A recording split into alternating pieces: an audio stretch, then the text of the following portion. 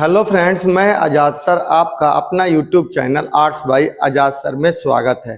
जैसा कि दोस्तों जानते हैं कि मिड टर्म का पेपर चल रहा है, जिसमें इतिहास का पेपर अगले 24 तारीख को है। उसी को ध्यान में रखते हुए मैं आप लोगों के लिए डेली एक वीडियो डालता हूं जो MCQ से रिलेटेड होता है। ठीक है, आगे हम लोग बात कर रहे हैं। आज हम लोग पीछे हमने आपको 5वां चैप्टर की बात कही थी। अभी तक हमने आपको टोटल जो पहला बुक और सेकंड बुक मिला करके टोटल आपको 8 चैप्टर इतिहास में आ रहा है। इस 8 में से हमने आपके पास टोटल अभी तक 5 चैप्टर का MCQ कर दिया है। अब आज छठे चैप्टर का हम बात करेंगे, जिसको हम लोग भक्ति एवं सूफी परंपराएं कहते हैं। दोस्तों, सबसे पहले मैं आपको थोड़ा सा इसके बारे में ब्रीफ से बता देता हूं। भक्ति और सूफी परंपरा है क्या। उत्तर भारत में जब कर्मकांड और ब्राह्मण धर्म बहुत ज़्यादा तेजी से फैल रहा था और बहुत सारी उसमें कुरीतियां आ गई थी, तो उन्हीं कुरीतियों और बुराइयों के खिलाफ दक्षिण भारत में, यानी उत्तर भारत से ही स्टार्ट हुआ था। यानी यहाँ पे नई पौराणिक ग्रंथों का उदय हुआ, जो हमने चौथे चैप्टर में आपको समझाया था।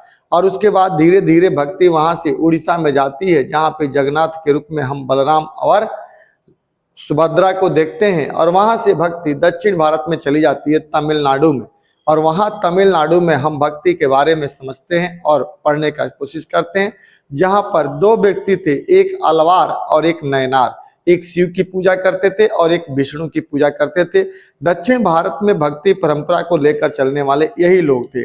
फिर यहाँ से धीरे धीरे भक्ति उत्तर की तरफ बढ़ती है और कर्नाटक में चली आती है, जहाँ पे बसावन नाम का एक व्यक्ति होता है, बासवन्ना जिसे कहते हैं। वही आदमी भक्ति को आगे बढ़ाता है और वहाँ शिव के लिंग की पूजा वो करता है, इसलिए उसे लिंगायत या वीर शिव कह करके पुकारते थे। वहां से भक्ति उत्तर भारत में आती है, राजस्थान में। लेकिन वहां पर भक्ति उतना सफल नहीं हो पाता है उत्तर भारत में, क्योंकि उत्तर भारत में अभी भी इस समय राजपूत काल चल रहा था। और इस राजपूत काल की वजह से उत्तर भारत में भक्ति परंपरा नहीं चली और ब्राह्मणवाद उसी तरह से था। इसी बीच में तब तक इस्लाम का भारत में प्रवेश होता है। 712 ईस्वी में मोहम्मद बिन कासिम क्या करता है, सिंध पर आक्रमण करता है और वहां के राजा को परास्त करता है। और परास्त करके भारत में एक नए धर्म का प्रवेश होता है, जिसे हम इस्लाम कहते हैं। और उसी प्रक्रिया में भारत में, उत्तर भारत में 3 लोग और भी आते हैं भक्ति के परंपरा में, जिसमें हम कबीर, गुरु नानक और मीराबाई को पढ़ते हैं। इस तरह से ये पूरे चैप्टर में ब्रीफ यही है और इसी के बारे में हमें समझना है कि भक्ति में सगुण और निर्गुण क्या था, भक्ति की परंपरा का विकास कैसे हुआ और इन भक्ति की परंपराओं ने पहले से चली आ रही परंपरा को कैसे नजरअंदाज किया। जहां पर भक्ति पहले उत्तर भारत में महिलाओं का कोई स्थान नहीं था, वहां पे भक्ति में कैसे महिलाओं ने अपना स्थान भी ग्रहण किया और उन पारंपरिक परंपराओं को तोड़ करके आगे निकली, जो एक महिला के लिए बंधन था। तो चलिए आज हम पहला क्वेश्चन देखते हैं कि पहला क्वेश्चन हमारा क्या है। पहला कह रहा है कि कृषक समाज के सांस्कृतिक आचरण का दर्शन महान एवं लघु, देखिए यहीं से क्वेश्चन आता है, महान एवं लघु के रूप में करने वाले रॉबर्ट फेल्डिफ, ये व्यक्ति ये कौन था? ये एक अंग्रेज व्यक्ति था। कौन था? यह एक अंग्रेज व्यक्ति था जिसका नाम था रॉबर्ट रेडफील्ड। ये कौन था? क्या यह व्यक्ति जीव विज्ञान का व्यक्ति था? क्या यह समाज शास्त्री था? क्या ये एक पुरातात्विद था? क्या ये विष्णु गुप्त का विष्णु भक्त था? नहीं, इसका उत्तर क्या हो जाएगा? बी हो जाएगा। यह क्या था? यह एक समाज शास्त्री था और इसी ने भारत में महान और लघु परंपरा को डिसाइड किया था। इसने कहा था कि भारत में 2 तरह के लोग हैं, जो लोग, एक तो वो लोग हैं जो ब्राह्मणवाद यानी ब्राह्मण विधि विधान से चलते हैं, और कुछ लोग ऐसे हैं जो ब्राह्मण विधि विधान से नहीं चलते हैं, जिसमें कृषक को रखा और उधर पुरोहित को रखा। इधर किसको रखा? पुरोहित को रखा। और भी लोग थे, पुरोहित को रखा। और इसी पुरोहित और अन्य राजा को रखने के परंपरा में इसे उसने महान कहा। और इसके जो कृषक थे या निरक्षर लोग थे या अन्य गरीब लोग थे, इनको इसने लघु परंपरा कहा।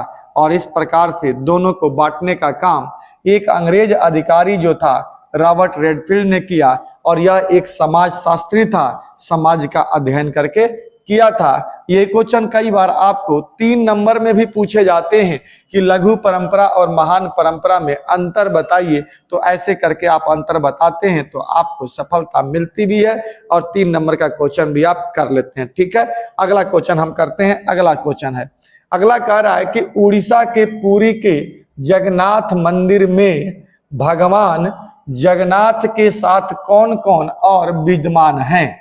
यानी हमने कहा ना आपसे कि उत्तर भारत से भक्ति धीरे धीरे कहाँ आ रही थी, दक्षिण की तरफ जा रही थी, तो उड़ीसा में प्रवेश की।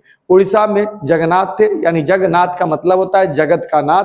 वहां पे उनकी पूजा होती थी और अन्य लोग भी थे, औरों की भी पूजा होती थी। तो अब ये सवाल पूछता है कि जगन्नाथ के साथ साथ अन्य किसका और पूजा होता था। तो अन्य में इनके बड़े छोटे भाई और इनकी बहन थी जिनका नाम सुभद्रा और बलराम था।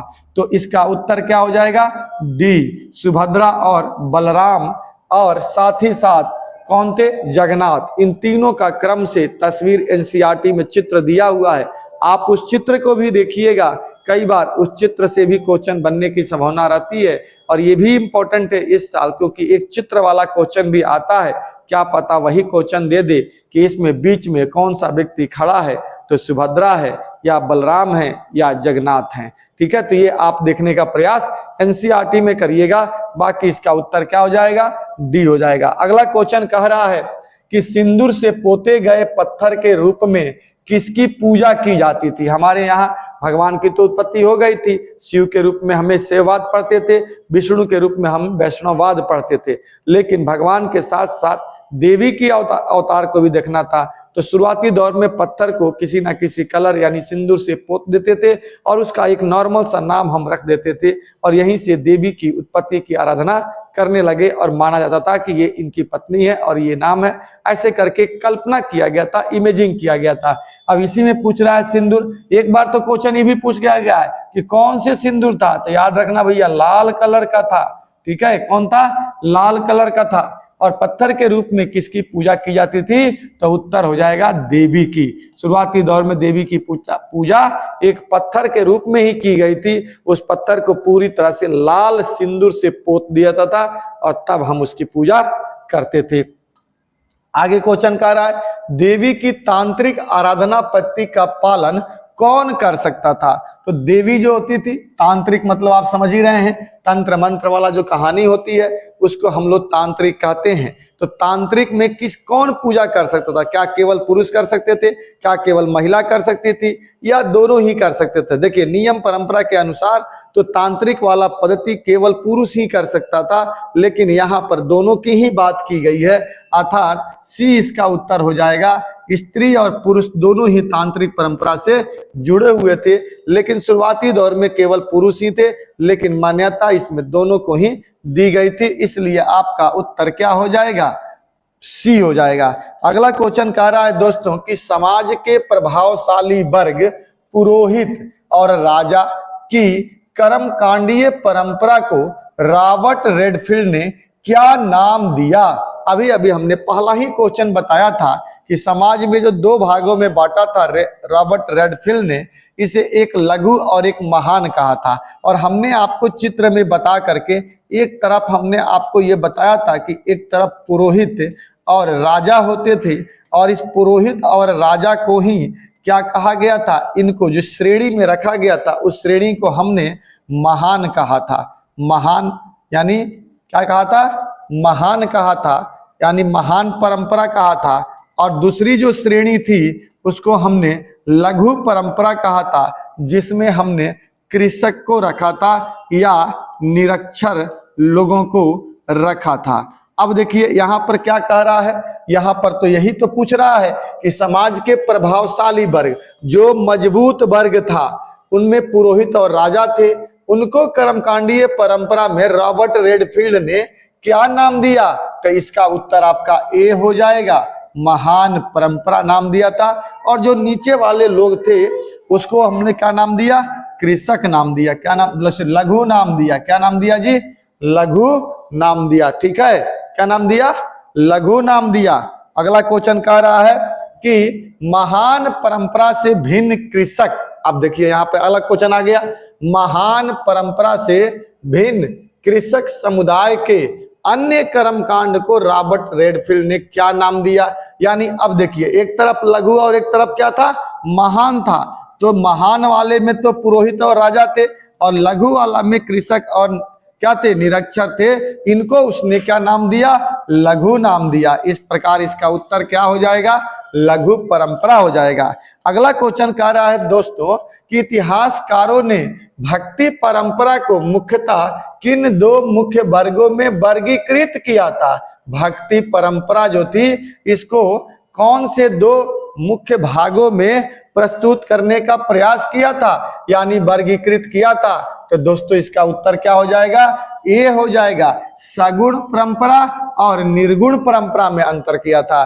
कहने का मतलब ये है कि सगुण परंपरा यानी सगुण उसे कहते हैं जिसमें क्या होता है, हम किसी मूर्ति की पूजा करते हैं, किसी भगवान को मूर्ति के रूप में पूजा करते हैं, उसे सगुण परंपरा कहते हैं। और निर्गुण परंपरा का मतलब होता है जिसमें हम ईश्वर को निराकार मानते हैं, यानी किसी मूर्ति के रूप में ना मान करके पूरा विश्व के ही रूप में उसे स्वीकार करते हैं। तो इसको हम लोग निर्गुण परंपरा कहते हैं। क्या बोलते हैं, निर्गुण परंपरा और सगुण परंपरा। तो इसका उत्तर क्या हो जाएगा, ए हो जाएगा, क्योंकि दो भागों में ही वर्गीकृत किया गया था।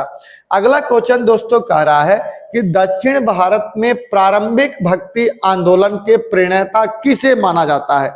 अभी हमने कहा कि जब उत्तर से भक्ति उड़ीसा में पहुंची, उड़ीसा से भक्ति तमिलनाडु में पहुंची, और तमिलनाडु में दो लोग थे, एक अलवार और एक नयनार थे।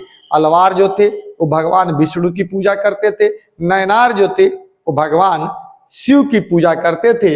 अब यही तो पूछ रहा है क्वेश्चन कि दक्षिण भारत के प्रारंभिक भक्ति आंदोलन के प्रणेता कौन थे, यानी शुरुआत करने वाले लोग कौन थे। तो उत्तर इसका हो जाएगा अलवार और नयनार। अलवार जहां विष्णु की पूजा करते थे, भगवान विष्णु को भक्ति के रूप में पूजा करते थे। नयनार वही कहा, किसकी, शिव की पूजा करते थे, किसकी, शिव की पूजा करते थे। ठीक है दोस्तों, बात समझ में आएगी। अगर आपको वीडियो अच्छा लगेगा तो आप निश्चित तौर पे वीडियो को लाइक करिएगा, शेयर करिएगा और सब्सक्राइब करना ना भूलिएगा। ठीक है, अगला क्वेश्चन क्या कह रहा है, अलवार संतों ने किस देवता को सर्वोच्च मानकर उसकी पूजा की थी। अभी अभी हमने कहा कि दो लोग थे, एक कौन थे जी, अलवार थे, और एक कौन थे, नयनार थे। भक्ति की परंपरा तमिलनाडु में दो लोगों के इर्द गिर्द घूमी, अलवार और नयनार के रूप में। अब नयनार जो थे वो शिव की पूजा करते थे। ये तो सवाल नहीं पूछा जा रहा है, पूछ रहा है कि अलवार संतों ने किस देवता को सर्वोच्च माना था। तो अलवार ने विष्णु को माना था। अगर हमारा उत्तर विष्णु मिलता है तो यही हमारा बी उत्तर हो जाएगा। ठीक है दोस्तों, कभी भी पढ़ाई करिए ना तो आप कंसेप्ट को याद रखिए। मैं हमेशा ही अपने बच्चों को कंसेप्ट को बताता हूं कि आप कंसेप्ट को अच्छे तरह से समझने की कोशिश कीजिए, जिसे हम अवधारणा कहते हैं। अगर आपको किसी विषय वस्तु को लेकर के कंसेप्ट बिल्कुल क्लियर है तो मैं इतनी गारंटी देता हूं कि क्वेश्चन आप कभी गलती नहीं कर सकते हैं। लेकिन अगर आप रट रहे हैं, जहां तहां से पढ़ रहे हैं, ऐसे कंडीशन में अगर क्वेश्चन थोड़ी सी भी ट्विस्ट हो जाती है तो आप गलती करने की संभावना के कगार पे खड़े हो जाते हैं। इसलिए कम पढ़िए, लेकिन कंसेप्ट को अच्छी तरह से समझ कर पढ़ने का प्रयास करिएगा। अच्छा, अगला क्वेश्चन क्या कह रहा है, अगला कह रहा है कि नयनारों के आराध्य देवता कौन थे जी। तो अभी तो हमने कहा था कि विष्णु किसके थे, अलवारों के थे, तो नयनारों के शिव थे। ठीक है, न्यूनारों के क्या थे, शिव थे, और शिव की ये लोग पूजा करते थे। अगला क्वेश्चन कह रहा है दोस्तों कि अलवार और नयनार संतों ने किस भाषा में अपना प्रचार किया था, किस भाषा में अपना प्रचार किया था। तो दोस्तों ये लोग चूंकि तमिलनाडु में इसका विकास हुआ था और तमिलनाडु में मुख्य भाषा तमिल ही थी,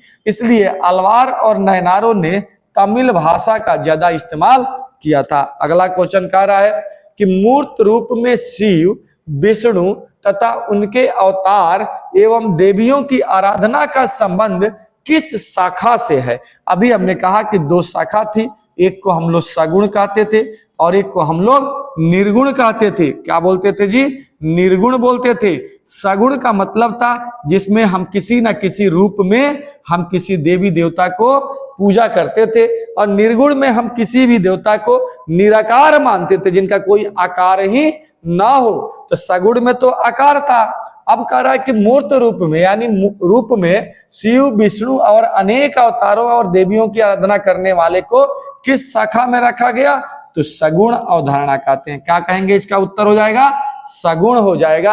यानी सगुण का मतलब जहां पे सशरीर उपलब्ध है, अर्थात उसकी तस्वीर उपलब्ध है, उसकी देख के हम पूजा करते हैं, अर्थात मूर्ति पूजा क्या कहलाता है? सगुण कहलाता है। लेकिन कबीर जो थे वो निर्गुण परंपरा के थे। ठीक है, आगे देखिए अगला क्वेश्चन कह रहा है कि अमूर्त रूप, जिसका कोई रूप ही नहीं हो, निराकार हो, ईश्वर की उपासना का संबंध किस शाखा से है?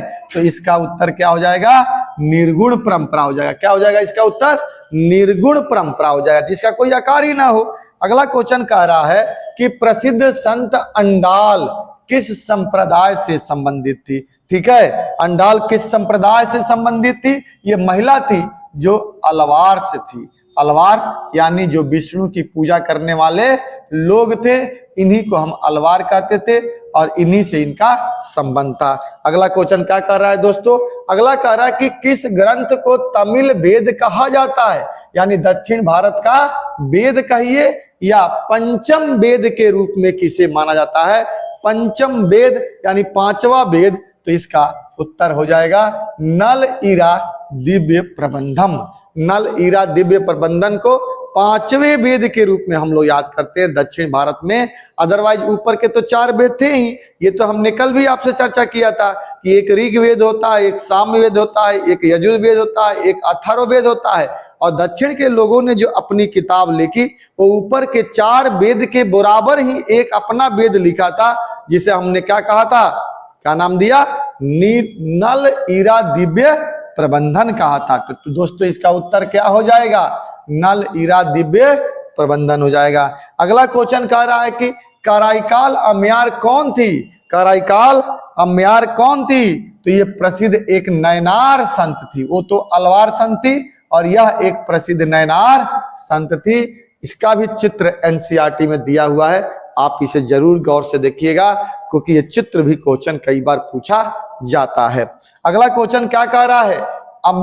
अपार, समंदर और सुदरार कौन थे? यानी इनका संबंध किससे था? तो ये तीनों के तीनों एक प्रसिद्ध नयनार संत थे। क्या थे? एक प्रसिद्ध नयनार संत थे। अगला क्वेश्चन कह रहा है दोस्तों, अपार, समर और सरदार की भक्ति कविताएं किस ग्रंथ में संकलित है? किस ग्रंथ में संकलित है? तो देखिए दक्षिण भारत में 2 ग्रंथ था, एक नल ईरा दिव्य प्रबंधम भी था और एक तबरम भी था। तो इन जो नयनार लोग थे उनके ग्रंथ का नाम क्या था? नयनार लोगों के ग्रंथों का नाम तबरम था, जबकि नल ईरा दिव्य प्रबंधम जो था ये अलवारों का था। और दोनों ही वेद अलवारों का था और ये पंचम वेद कहलाता था। अगला क्वेश्चन कह रहा है दोस्तों कि दक्षिण में जैन और बौद्ध धर्म का विरोध करने वाले संत कौन थे? तो दक्षिण में जैन और बौद्ध धर्म का विरोध करने वाले अलवार और नयनार दोनों ही संत थे। ऐसे में क्या हो जाएगा इसका उत्तर? ए और बी दोनों ही हो जाएगा। अगला क्वेश्चन कह रहा है दोस्तों कि कांस्य की बनी नटराज की मूर्ति का संबंध किससे है? यानी कांस्य की एक नटराज वाली मूर्ति आपने देखा होगा जो ऐसे डांस करते हुए उसमें दिखाया गया है, उसका संबंध किससे है? तो इसका संबंध भगवान शिव से जुड़ा हुआ है। किससे जुड़ा हुआ है? भगवान शिव के तांडव से जुड़ा हुआ है। अब कह रहा है कि 12वीं शताब्दी में वीरशैव परंपरा का उद्भव भारत की किस राज्य में हुआ था? ठीक है दोस्तों, आप ध्यान से समझिएगा। कह रहा है कि हमने बताया था आपको कि उत्तर से भक्ति तमिलनाडु कहाँ आती है? उड़ीसा। उड़ीसा से भक्ति तमिलनाडु। अब तमिलनाडु से भक्ति ऊपर की तरफ बढ़ रही है, यानी कर्नाटक में जा रही है। और कर्नाटक में जो भक्ति परंपरा आई उसको हमने वीरशैव या क्या नाम दिया? वीरशैव किया या लिंगायत उसे कहते थे, जिसका जनक कौन था? वासवन्ना था। तो वही पूछ रहे हैं कि 12वीं शताब्दी में वीरशैव परंपरा का उद्भव भारत के किस राज्य में हुआ? तो इसका उत्तर हो जाएगा ए, कर्नाटक में हुआ था। ठीक है, कहां हुआ था? कर्नाटक में हुआ था।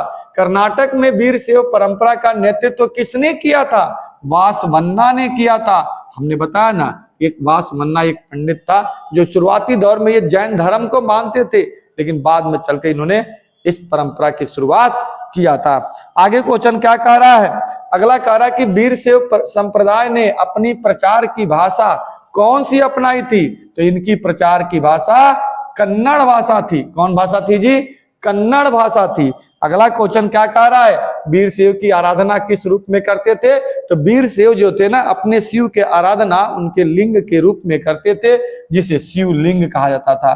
क्या इसीलिए इसे हम लिंगायत भी कहते हैं? इन्हें हम क्या कहते हैं? लिंगायत भी कहते हैं। ये शिव के लिंग की पूजा करते थे और आज भी करते हैं। ठीक है, अगला क्वेश्चन कह रहा है कि कन्नड़ भाषा में वीरशैव के रचित पदों का संकलन क्या कहलाता है? तो कन्नड़ भाषा में वीरशैव के रचित पदों का संकलन वचन कहलाता है। क्या कहलाता है?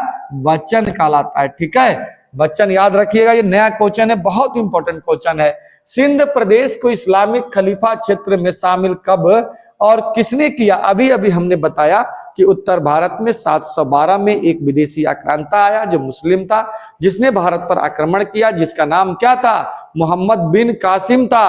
और मोहम्मद बिन कासिम ने सिंध में रह रहे राजा के नाम जिसका दाहिर था उसको उसने परास्त किया और परास्त करके उस क्षेत्र को इस्लामिक क्षेत्र में शामिल कर लिया था। तो वही क्वेश्चन पूछ रहा है कि वह व्यक्ति कौन था? तो उसका नाम था मोहम्मद बिन कासिम। 711 ईस्वी में बात हुई थी। अगला क्वेश्चन क्या कह रहा है, इस्लामिक शासक के अंतर्गत गैर मुस्लिम संरक्षित श्रेणी को क्या कहा जाता था? तो जिमी कहा जाता था। क्या कहते थे दोस्तों? जिमी कहते थे। अगला क्वेश्चन क्या कह रहा है कि मालाबार तट पर बसे मुसलमानों ने किन किन स्थानिक आचारों को अपनाया था? यानी वहां के स्थानीय स्वभाव में किसको किसको अपना लिया था? तो दोस्तों इसका उत्तर क्या हो जाएगा? इसका उत्तर आपका डी होगा, उपरोक्त सभी हो जाएगा। मलयालम भी, मातृग्रहिता भी और भातृकुल भी अपना लिया था। अगला क्वेश्चन कह रहा है कि शिया और सुन्नी किस धर्म के संप्रदाय हैं भाई? तो शिया और सुन्नी दोनों ही इस्लाम धर्म को मानने वाले लोग हैं। कौन धर्म को मानने वाले हैं?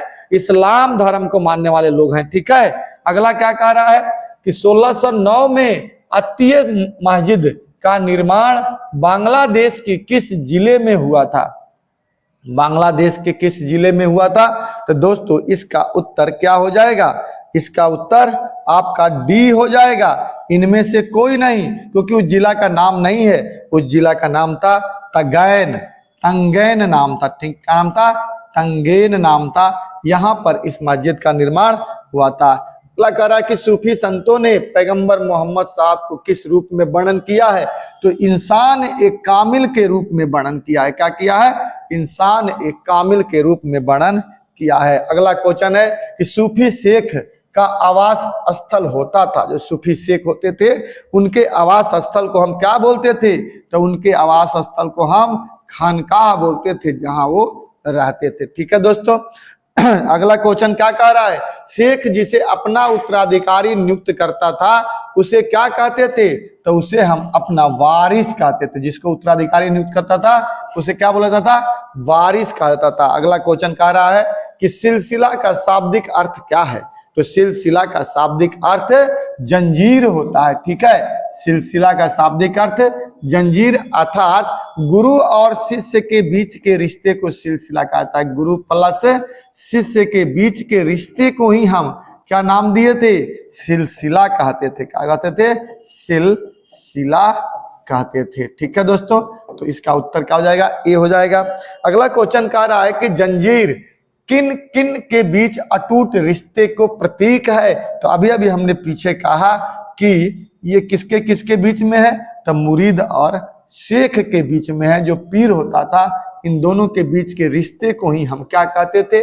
जंजीर कहते थे। अगला क्वेश्चन कह रहा है दोस्तों कि इस्लाम में बेशरिया फकीर कौन होता था? जो शरीयत की अवहेलना करता था अर्थात शरीयत को नहीं मानता था उसे हम बेशरिया कहते थे, और जो शरीयत को मानता था उसे हम बाशरिया कहते थे। तो इसका उत्तर क्या हो जाएगा? ए हो जाएगा, क्योंकि ये अवहेलना कर रहे हैं, मान नहीं रहे हैं। और यही कह रहा है कि इस्लाम में बाशरिया कौन होते थे? जो शरीयत का पालन करते थे उन्हें हम बाशरिया कहते थे।